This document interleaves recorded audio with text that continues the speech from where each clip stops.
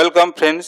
Election commission of India 16 March 2024 তারিখে ভারতের 18তম লোকসভা নির্বাচনের নির্ঘণ্ট ঘোষণা করেছে। আমাদের রাজ্য পশ্চিমবঙ্গে 42টি লোকসভা কেন্দ্রে 7 দফাতে ভোট সম্পন্ন হবে।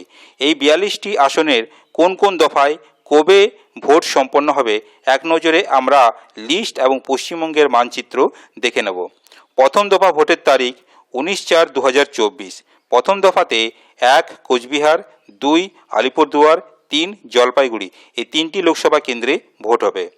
দ্বিতীয় দফা ভোটের তারিখ 26/4/2024।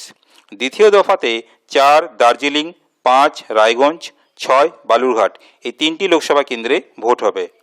তৃতীয় দফা ভোটের তারিখ 7/5/2024। তৃতীয় দফাতে 7 মালদা উত্তর, 8 মালদা দক্ষিণ, 9 জঙ্গিপুর, 11 মুর্শিদাবাদ এই 4টি লোকসভা কেন্দ্রে ভোট হবে। চতুর্থ দফা ভোটের তারিখ 13/5/2024।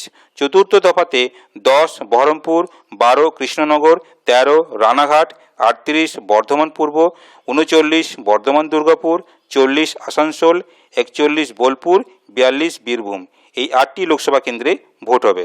পঞ্চম দফা ভোটের তারিখ 20/5/2024।